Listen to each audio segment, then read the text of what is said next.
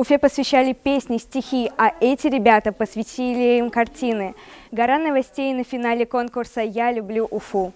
Проект «Азбука Уфы» проводит итоги городского конкурса «Детская стилизованная карта Республики Башкортостан».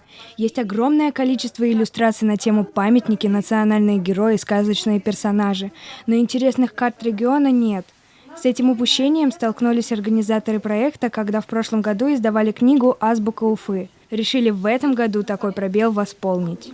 Почему на твоей карте изображены именно блюда?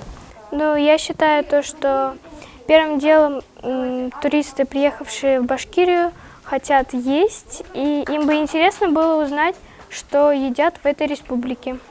Гора новостей на выставке работ учеников Республиканского художественного лицея-интерната имени Касима Давлеткильдеева. Из-за пандемии массово подвести итоги не удалось, и поэтому организаторы конкурса поздравляют победителей в индивидуальном порядке. Ребята активно взялись за реализацию своих проектов. Работы получились весьма разноплановыми. Почему так получилось, что героями твоей карты стали персонажи из эпосов?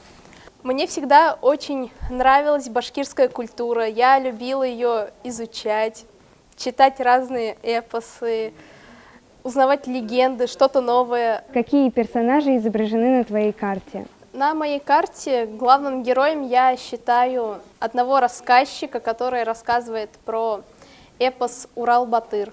По итогам конкурса «Детская стилизованная карта Республики Башкортостан» будут выбраны 12 самых лучших работ. С ними будет выпущен календарь на 2021 год. Остальные отмеченные организаторами карты будут использоваться в разных региональных проектах по продвижению нашей республики как туристического бренда. Лучшие из этих работ попадут в календарь на 2021 год. На работах изображены символы башкирской столицы, которые будут радовать каждого уфимца.